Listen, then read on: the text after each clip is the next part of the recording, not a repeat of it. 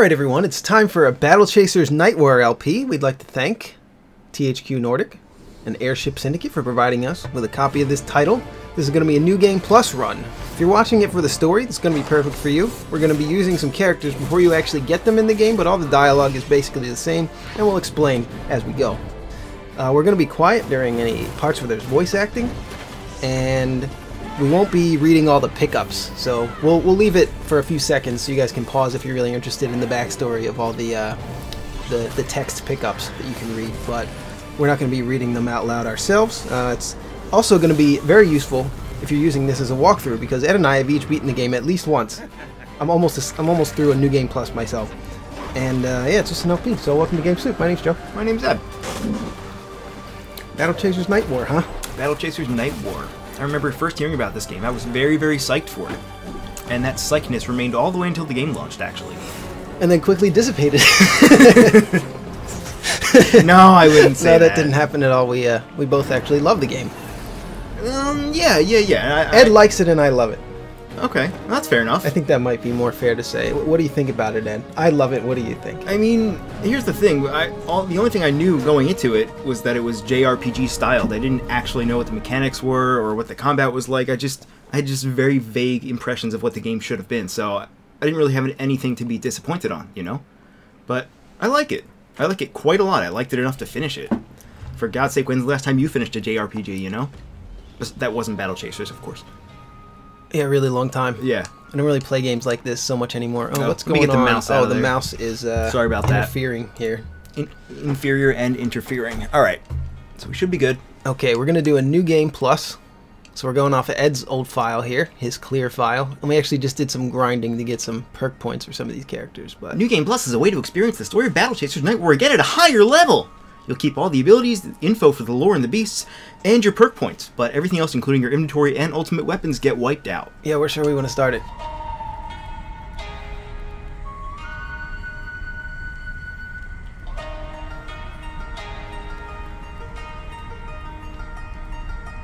Years have passed since the great warrior and leader of men, Aramis, vanished.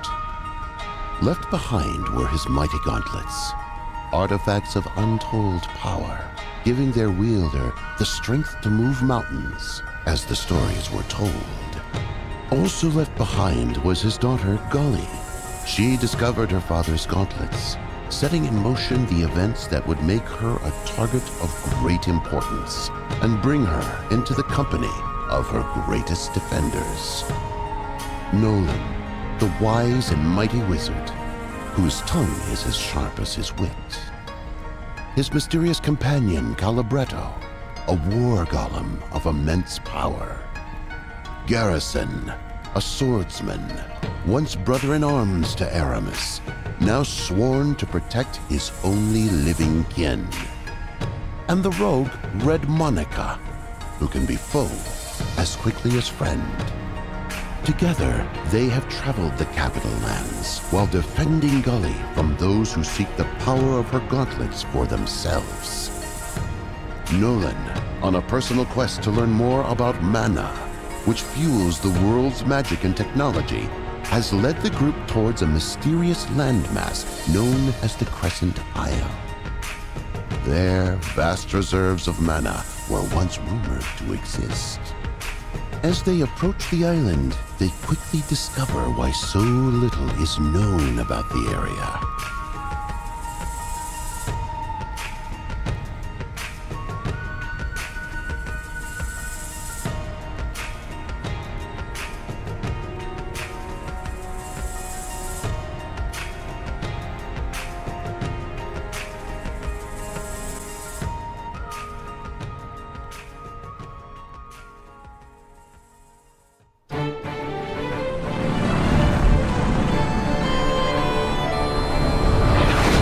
Hang on! What are you waiting for? Shoot back! With what? It's a stealth ship. This is stealth? Just do something. It's always on me, ain't it?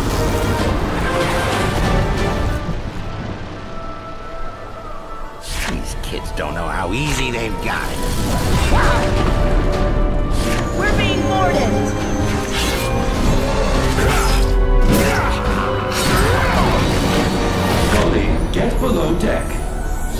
easier than I do, remember? More incoming, port side. Oh no! Golly, what? Go. Got you.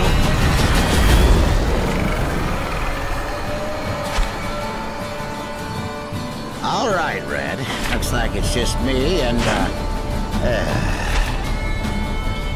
figures.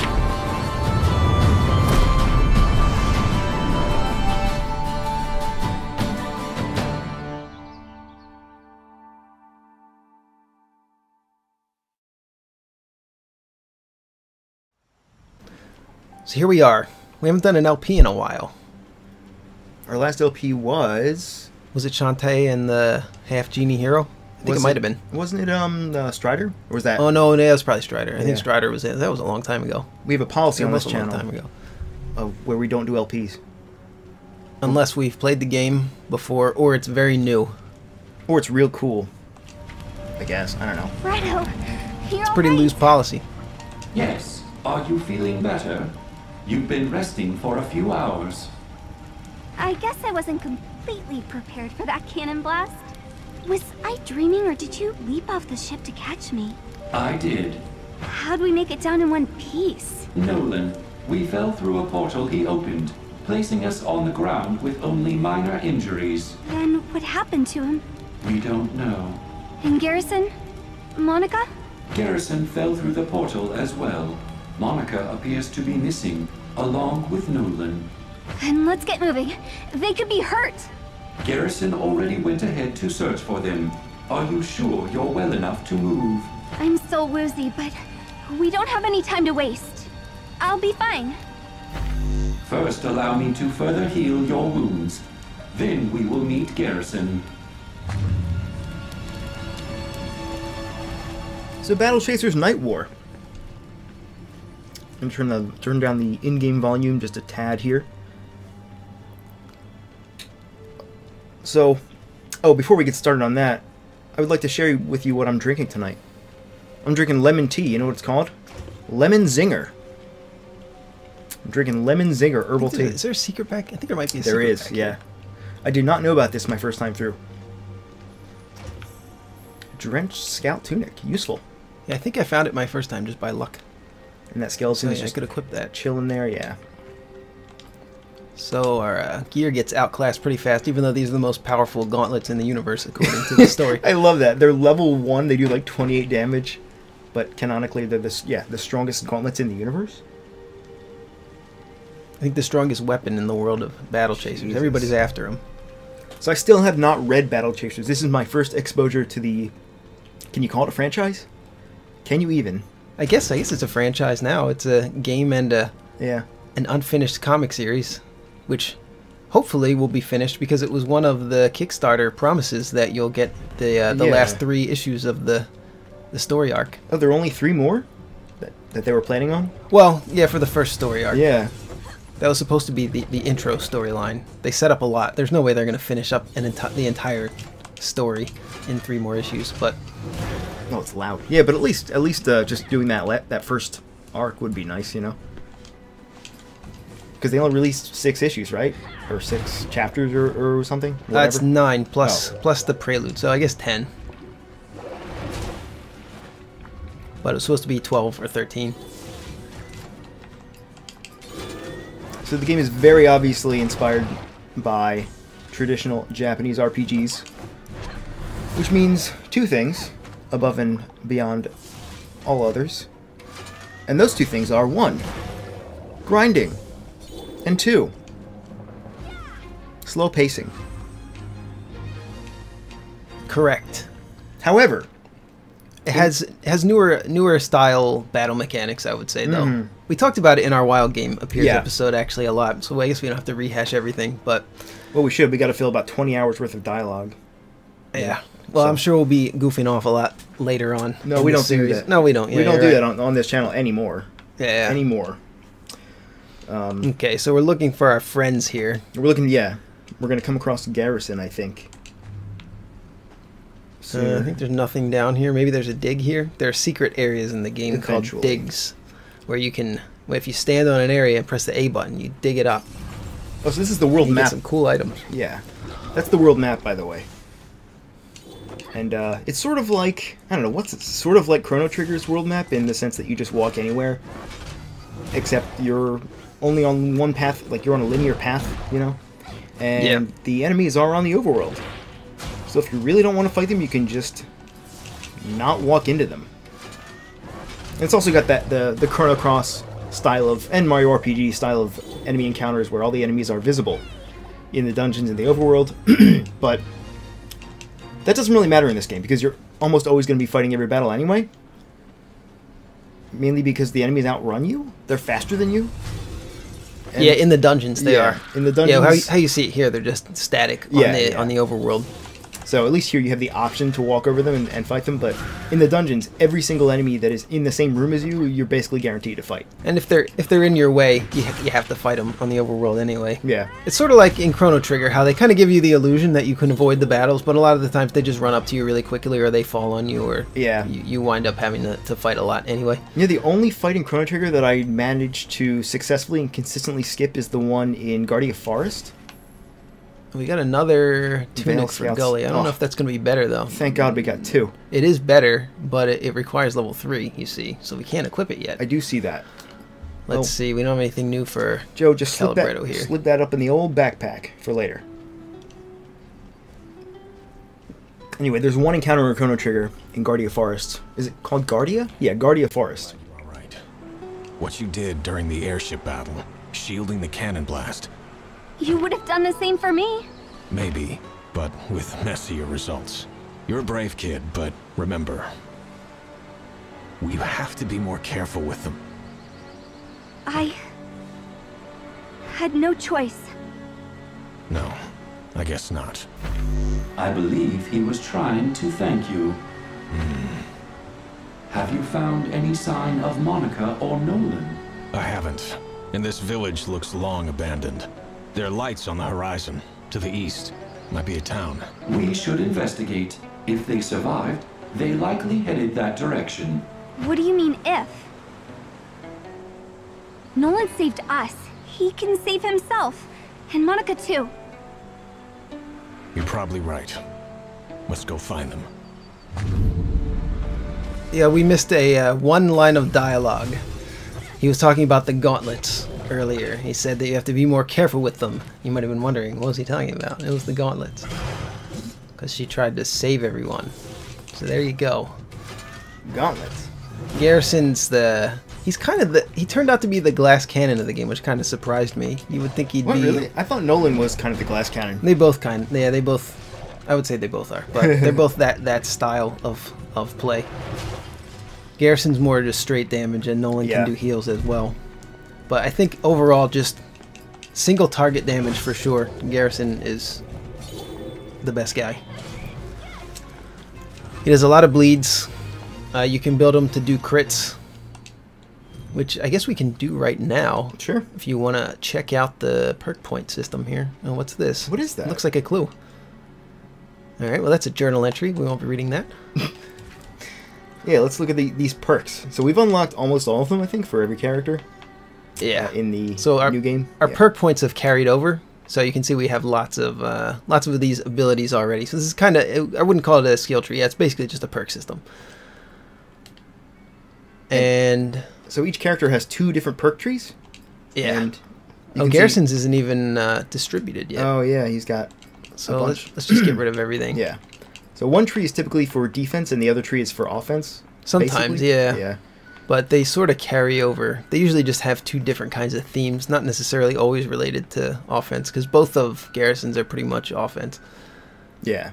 Increase all bleed damage by 40%. Yeah, so we probably want that. Yeah. Garrison's bleeds get 5 overcharge each tick. That's not as important. We didn't even get to talk about that yet, overcharge. We should probably do this tree also. Okay. We should take all the crit chances. Oh, yeah. And crit damages. Crit chance rank up, that one.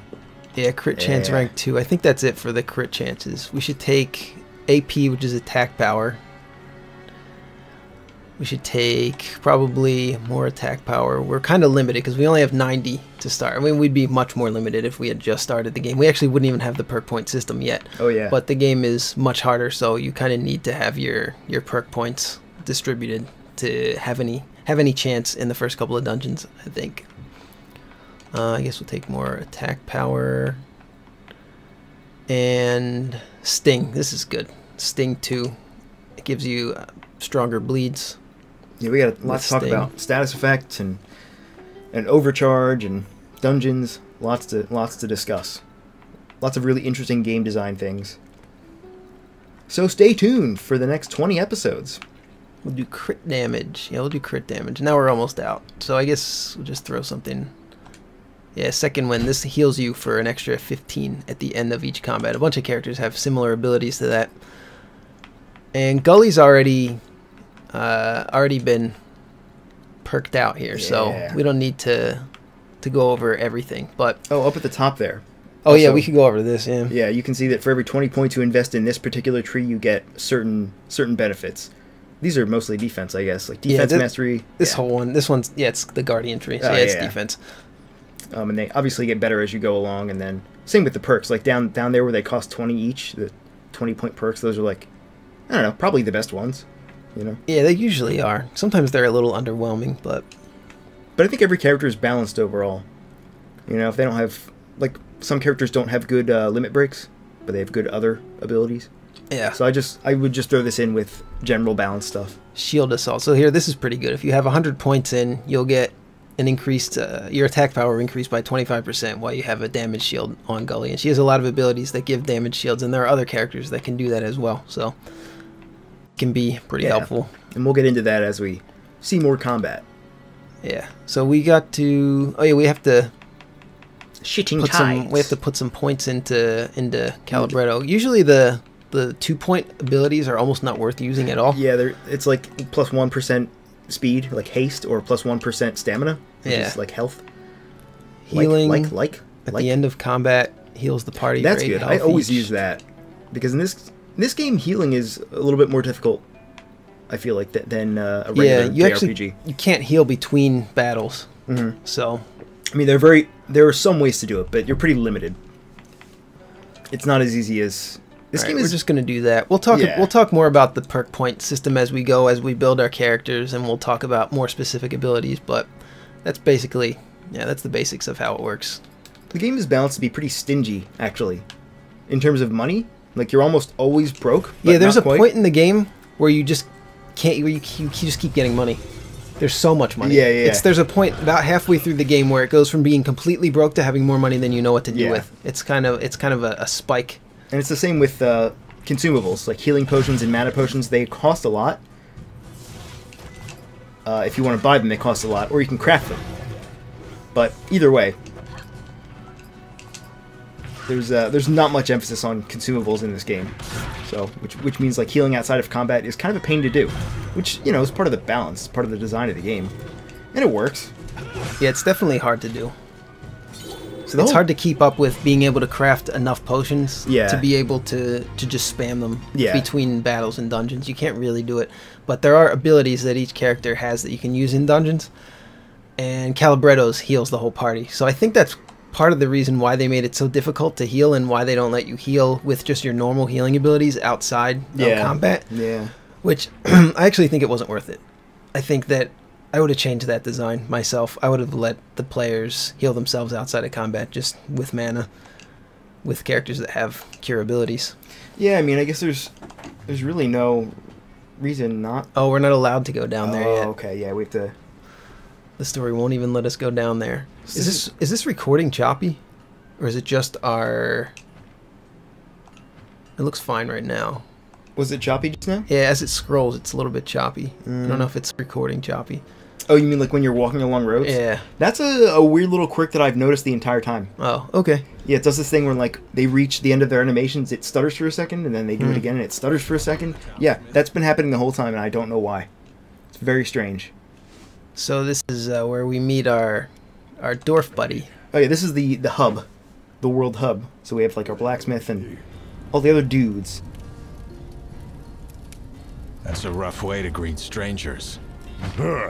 Being strangers, you don't know how rough we get around here. I suppose we're gonna learn quickly.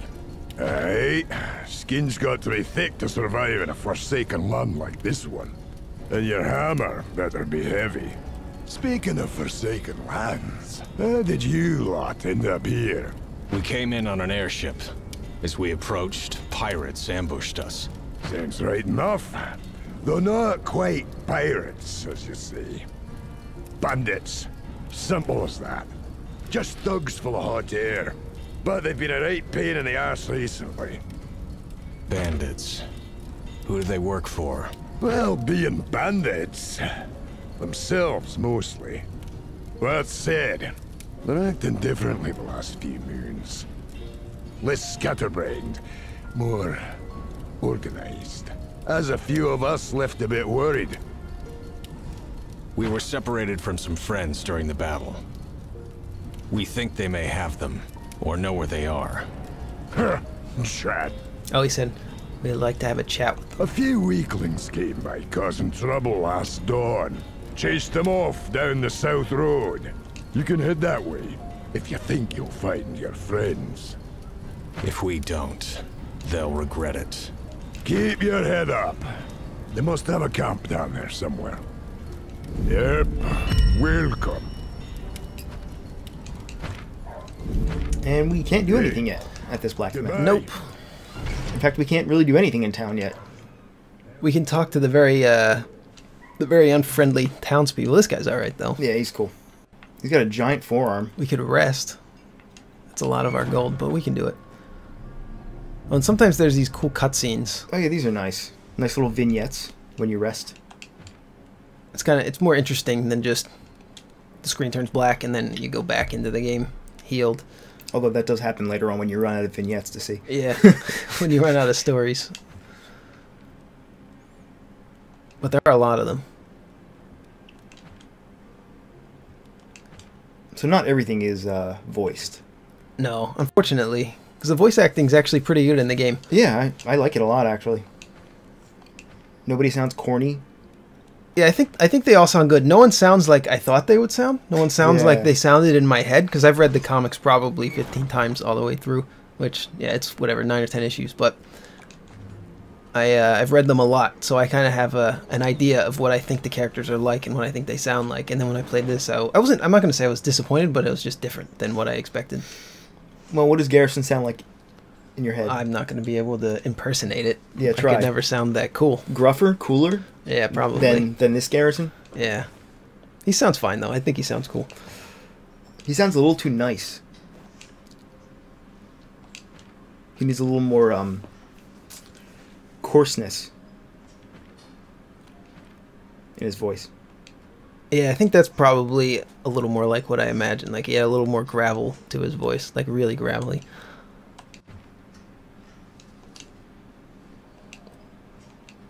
So she gives us our hunts, basically.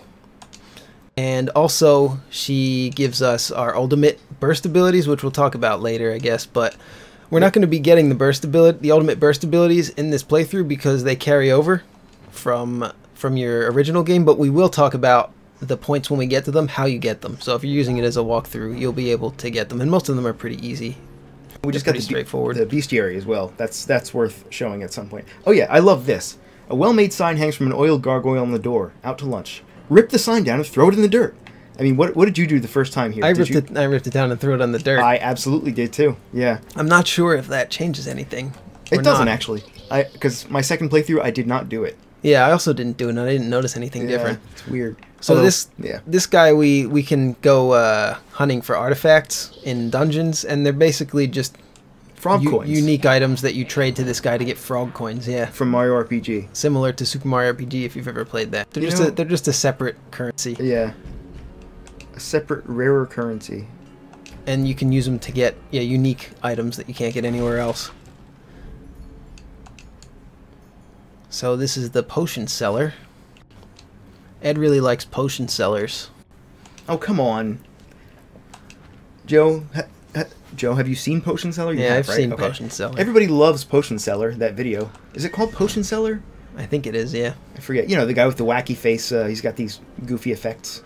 screen effects. Oh, we're gonna have a combo. We here. are. This means that there's 2 battles. You see those skulls on the right side there? That means we're gonna have 2 of these battles in a row. Let's give this guy the old sting. The old sting. I'm using a lot of basic abilities here, but these are pretty basic enemies. We don't really need a whole lot. Yeah, so actually we should talk about that as well. Should we earthquake them? I'll earthquake them. Oh, sure. Yeah, the attacks in this game, like, there's no just, you know, in Final Fantasy, when you get into a battle, you have your options, which are attack, magic, item, and run, and that's it. But in this game, you have 4 different kinds of basic attacks, all of which are instant. Like, these are Calibretto's 4 instant attacks, and then all of your abilities cost mana and are not instant, most of them. Yeah, you can see they have a cast time in to the right of where I'm selecting the attacks here. So you can see the speeds and you can see the mana costs. So they have a cost in mana and in speed. So it's kind of turn-based, kind of like Final Fantasy X's turn-based system. You can see the turn order there on the left side. Depending on what skill you use, your attack will finish them both off with this earthquake. There we go. Yeah, nice, nice. So you might be saying to yourself, H.C. Bailey, these battles are really slow. And you know what? You're right. They are slow. They're even slower on the PlayStation 4 version. Oh yeah, there are load times on the PlayStation 4 version. Yeah, I think they were trying to emulate PlayStation, like the old PlayStation RPGs. Like PlayStation 1? Really too closely. Yeah, I don't know. We'll give them a rally strike. That'll make us faster. We don't really need it at this point. Probably should have done it at the beginning of the battle, but it doesn't really matter for these early enemies. So the battles are really slow, and to be honest, they don't really ever get faster than this. They're very laborious. Laborious? Is that a thing? But they're a little bit more tactical, I would say, than the old, the old PlayStation RPGs. Yeah, absolutely. I mean, there's no default attack. Gonna go off. You have to constantly check the speed. You check the left bar to see who's going to go next. So you have to constantly be aware of where the ability is going to take place, and that becomes extremely relevant later on. Like if you're about to die, if you're fighting a difficult enemy or boss, you want to make sure that you go before him with your heals sometimes, or before him if you want to set something up. Or there's a lot of situations where you want to be keeping an eye on that initiative bar on the left there. So we leveled up again. We could put in perk points, but there's only oh no, we don't get perk points actually. You don't get perk points for the early levels. Another combo.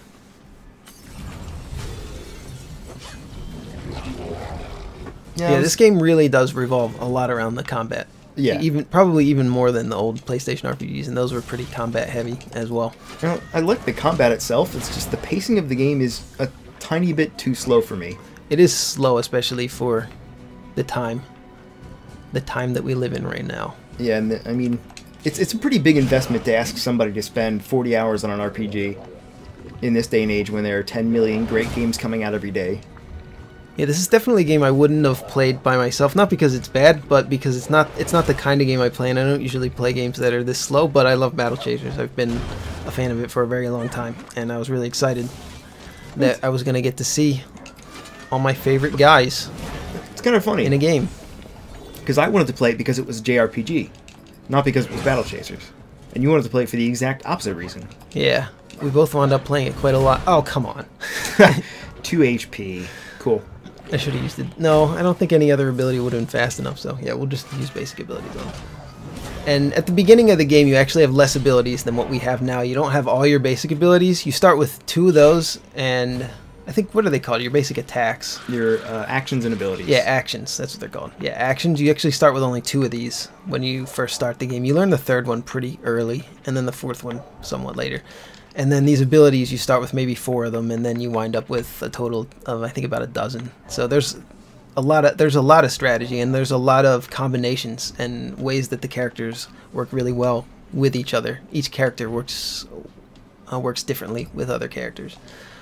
Yeah, if you take the time to read all the abilities and learn how they work, there's some really interesting synergies you can do, especially with status effects. You can see that's poison there. I think there's... How many are there? There's a poison, bleeding, there's a stun status effect, there's one called Arcane Sick, which makes you more vulnerable to magic, and there's this one, which is Sunder, which makes you take 10% more physical damage. And you can check them. If you hold L2, you can check the... Yeah. Right now what we have is the the poison here. And there's ignites, which are damage 30 damage. This should be just enough to kill. every turn, and then there's one more, chill, which just slows your character down. Yeah, it's pretty much everything that you would expect. Yeah. The debuffs in this game, the debuffs and buffs are really easy to read. Like, you can keep track of them pretty well, which is good because there's a lot of them. There winds up being, especially later in the game, you wind up needing to keep track of a lot of different kinds of debuffs and buffs at the same time. A lot of enemies had unique debuffs that they put on you, so you're always kind of hovering over them to see what they do. You know what kind of blows my mind, though? Every character has 4 different actions, and every action is unique for each character. You know? Like, every character generally has an action that is defensive, like take 40% less damage or 60%. Yeah, they all have something, but they have a different flair to each type of character depending on the play style of the character. Yeah, they're like custom tailored, you know? And some of those actions are meant for generating overcharge, which is like a bonus mana pool that you can get on top of your default mana pool. Right. And some of them are just like decent damage. Some of them actually have... So we could try to set that up here. Yeah, we could. Let's see if we can set up a Warblade here. Warblade is an ability that Garrison has that benefits particularly from using the overcharge mana pool. So we've got 20 overcharge, so I'll show you guys the cool text on that ability when we use it. Here, have a jab. I like that system a lot, actually. It solves one of the... Yeah, so here we have 20 overcharge. You can see in the bottom right there, next to Garrison's portrait. Bottom left. Bottom left, sorry. The red stuff is the overcharge. So Warblade consumes up to 40 overcharge, and for each overcharge that it consumes, it adds 0.4 extra damage to the attack. So here we're only having, it's like half effectiveness to use it like this. Well, we're getting half the bonus damage, right? But it'll be certainly enough to kill him. So let's just defend and let Garrison do it, so we can see how cool he is. So yeah, those are some defensive abilities there, and they reduce the damage by a lot. They're actually useful sometimes. Yeah. A lot of times in JRPGs they're just used to skip your turn if you didn't want to do anything. Yeah, you actually can't skip your turn in this game. You can just defend. Yeah, you can defend or do a basic attack. But you're almost never just mashing A, unless you're grinding like we were earlier today. Yeah, it's pretty rare. The battles in this, I'm not going to say they're quite as tactical as some other games. Maybe Darkest Dungeon, but it reminds me a lot of Darkest Dungeon, which I mentioned in the Wild Game Appears episode. Yeah. It's kind of a nice middle ground, actually. Yeah, it's definitely keeps my brain more active than the old JRPGs did. At least most of the ones that I've played. Besides maybe Final Fantasy V, that one. Even that, though. I mean, even that, a lot of the time, though, you were just mashing. Like, the bosses in that, I guess, particularly had some difficulty. But there's a lot of normal battles that have some difficulty to them. Which you haven't seen yet. But trust us, it happens. Trust us. Uh-oh. So, oh, no. Stealth guys. It's a bandit. He's stealthed. Or one guy. It works exactly like it works in Hearthstone. And there's actually Hearthstone references in this game. There are? There is at least one other one, which I'll point out when we get to it, I'm sure. Was this actually a Hearthstone reference? It just happens to be the same. Oh yeah, this just works the same, but there is a Hearthstone reference in the game. There's a guy that says, "To my side." I'll just say it, yeah. And he summons other guys. I must have missed it. I'm pretty sure that's a Hearthstone reference. I don't know. Well, everything Hearthstone is just a World of Warcraft reference. Yeah, maybe. Speaking of World of Warcraft and Hearthstone, let's do one of our cool. Should we do the best one? Should we just do the ultimate one? Yeah. This is Okay, we'll do our ultimate. You're not supposed to get this ability till the end of the game, basically. Yeah, you get this pretty late in the game, but it's really fun to use. We'll probably kill this guy. I assume we'll kill this guy. Every time you hear that screaming sound, he's doing a crit. So I think we got 2 crits. Yeah, that was enough to kill him. So that's from that burst gauge you see in the bottom left there, the very, very bottom left of our screen here. So fast. And it fills up pretty fast. Yeah, you can use those abilities. Almost every battle, every couple battles at least. Yeah, you can use the 1 bar and 2 bar ones. Yeah. More common or more often, obviously, but to get the 3 bar ones, it takes a couple battles maybe. Oh yeah, I wanted to say before I forgot this train of thought forever, the overcharge system is a great system. It's a really, really good solution for dungeon crawling. I just got punched. For the problem of running out of resources while you're in a dungeon. Because even if you have 0 mana in a dungeon, yeah, you can just use a couple of normal abilities at the beginning of a battle and get yourself some extra mana to use for that battle. The overcharge does leave after a battle, though. It discards itself. Yeah, so every battle you have to get it back. Oh, the letter opener. That's a great sword. Is it? I don't know. It's probably like a minor upgrade. Oh, I get it, because he was carrying a letter. It's some letter opener, sir. It does say outsiders. Yeah. So we have to go back and talk to that grumpy guy. Which one? Heh. You're real funny. Garrison. So we've got a new... Okay, all right, plus so our 8. artifact blade. This is an integral part of the Battle Chaser story. This sword. Again, made it relevant at level 1. Yeah, it's actually plays a part in the story of the game as well, which you'll find out later. But it gets outclassed pretty quickly by the letter opener. By the level 2 we'll be equipping that. Yeah. Gully has reached level 3, so we are going to equip her. All right, we're good. Cool. We can get this treasure here, and I think we're done at this campsite. And we can go back to town. Oh, we got some more stuff. Oh, cool. So I think that was for Garrison. Yep. And we got a weapon for Calibretto. It's pretty quick and snappy to equip in this game and to keep track of what's going to benefit or what's going to increase your character's stats. Although there are a lot of stats. There are a lot of stats. Actually, it might not be that clear when you first started. I remember being a little bit confused. Once I understood what was going on and how to read the items, it's pretty quick to scroll through them and figure out what's best. But yeah, like as far here, I'll just go into it real quick. Like for weapons, really all you want to concentrate on is hang on, we'll equip this, and you'll see when I hover over this, on the right side where it says the letter opener, right under the portrait of the letter opener, it says up by 12. That's the attack power. That is all that matters for weapons. Although there's going to be a bunch of smaller stats right under it, and those could be, there could be 6 or 7 of them on some weapons, and it looks really confusing with the red and green arrows and telling you how much you're going to lose in game from it. You don't even have to worry about that. All you have to worry about is the attack power. If it has more attack power, it's better.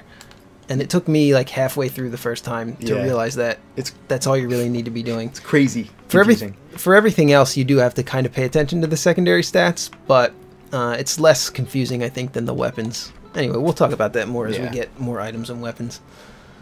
But for now, we have to go talk to this blacksmith again.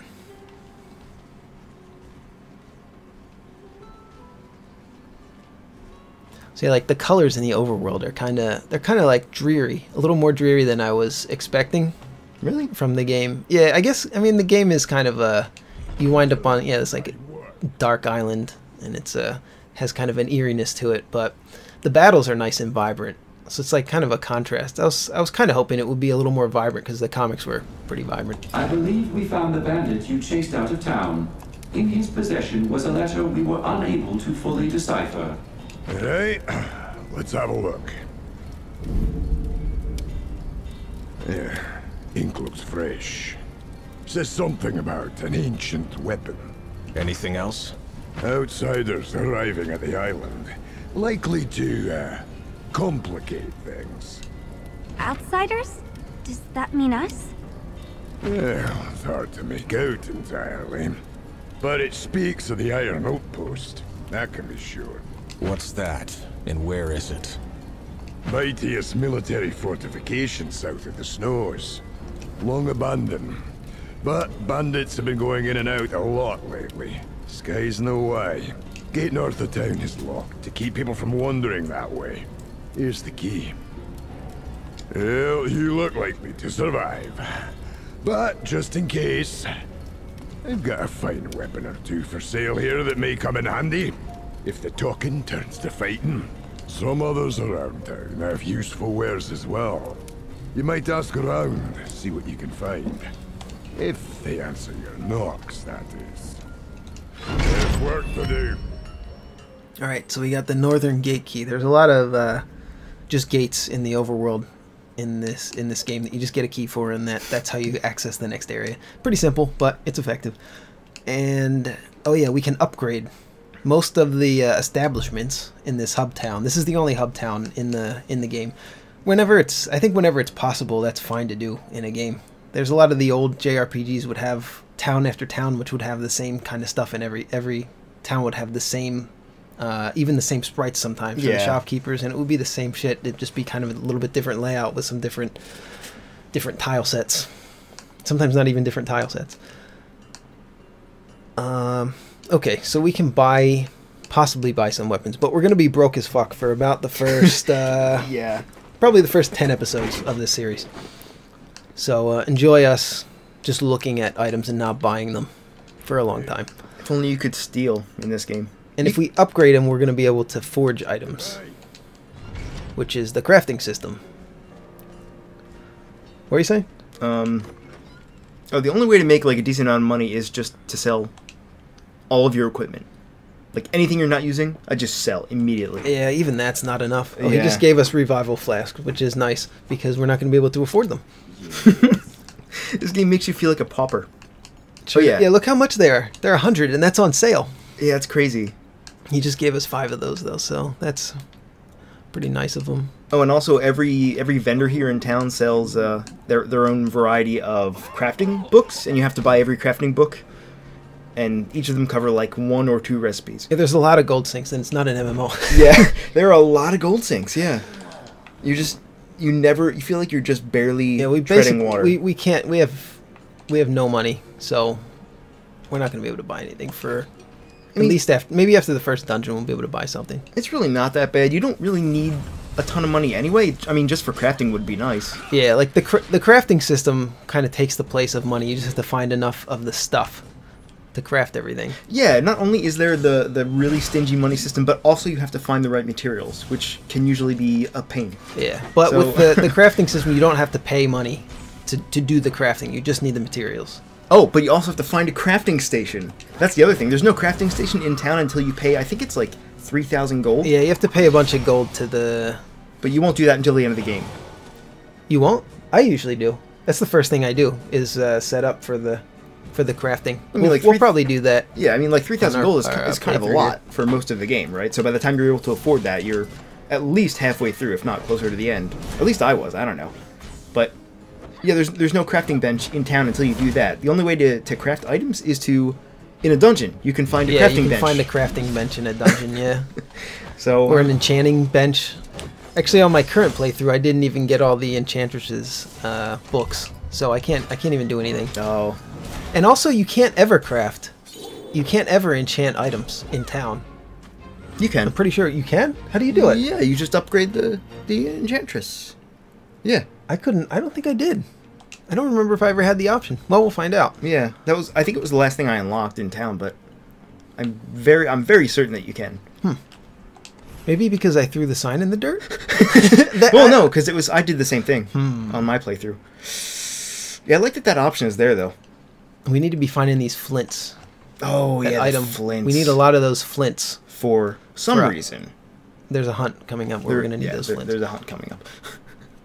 But we won't be doing a hunt for a long time. They start at level 10, and we're not going to be fighting him at level 10, especially not on New Game Plus. They're really hard. Oh, yeah. By the way, everything on New Game Plus is all the enemies are a couple levels higher than they normally would be. Yeah. But you get the added bonus of having all of your perk points. And also there's, in the bestiary, there are beast perks, which we didn't talk about. Yeah. Yeah, we could look at those, I guess. It might be a little overwhelming to look at everything right away. Just know that our characters are fairly well buffed from how they would be if you started a fresh, non-New Game Plus game. As some people might just call New Game. New Game, yeah. Yeah, but the bestiary has, like, I don't know, a bunch, like 20, 30, 40 maybe, different teeny tiny perks that you get. Like, for example, kill 50 spiders, and you'll get +1 battle speed or something like that. Like, really minor, you know. But all of those carry over. That's a good ability. What is? Berserk. Yeah, Berserk. It's mostly good if you crit. But, here, I'll show it real quick.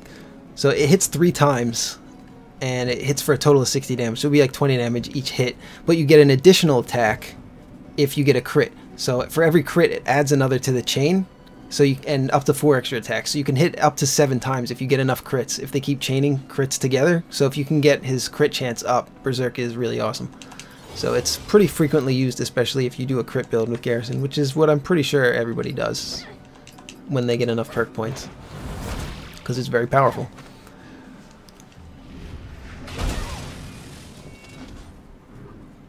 Is this a motivator? Yes, the motivator. The guy's a weird name.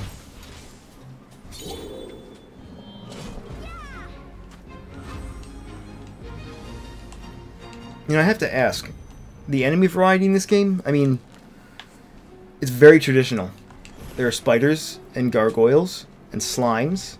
Yeah. Were those things that were in the comic, or were they just made up for this game? The wolves, the Lycelots, those were in the comic a lot. Everything else, pretty much no. Like, they're really, really standard for RPGs. Yeah, like the designs are some of the coolest that I've seen as far as just basic enemies go, but they are still just bats. They're and incredibly generic. Yeah, when you put it like that, bats and spiders. Yeah, that's yeah. What did we just pick up? Oh, we picked up a ring. Oh, Forest Loop. What does this do? Bonus damage. Let's give that to Garrison. He's a damage fella. Alright, that seems good. Should we do No, we don't have any new perks because we don't get them from leveling up yet. We already talked about that. Alright, cool. We're about to approach the Iron Outpost here, actually. Alright. So this might be the end of the episode. How we decided we're going to handle it is we're not going to time ourselves for each episode. We are going to do the space between a dungeon as an episode and then a dungeon as an episode. And we might have a couple of episodes, a couple of spaces between dungeons where we'll turn those into 2 episodes, but because there's also a lot of stuff to do that's not in dungeons. Yeah, like but we're gonna stuff. Yeah, we're gonna keep each dungeon enclosed to 1 single episode. We decided, so it'll also be easier to follow as a walkthrough. If there's a specific dungeon you're having trouble with, you'll be able to just click on the video that says the name of that dungeon. So I would take it as a sign of quality that Joe and I, not only just me or just Joe, but both of us are willing to replay this game completely for a second time in a row. Yeah, I'm working on my New Game Plus on my PlayStation version too, also. So this will be 3 times through the game for me. So despite we've talked about the enemy variety and the we've griped a lot at the game already. Yeah, we have said some negative stuff about the game, but really overall we do like it quite a lot. It doesn't really, I mean, when you're fighting a slime here in battle, it doesn't really bother you that it's just a slime. You know, what you really care about is the combat, the very interesting synergies in combat, and all the different choices you get to make. Here we go. We're gonna set up for Garrison to do a really big attack that isn't gonna matter because the slime's gonna be almost dead. But he's double sundered there. Are you gonna do his level 3 burst? No, I just did a berserk. Oh, okay. That would have been a good way to end the episode, to kill a green slime with a level 3 burst. Just pretend that we did that instead of using berserk. All right. That would have been way cooler. But we'll go into the dungeon with a full burst and we'll use it. All right. And we'll see you in the next episode, and it'll be really fun.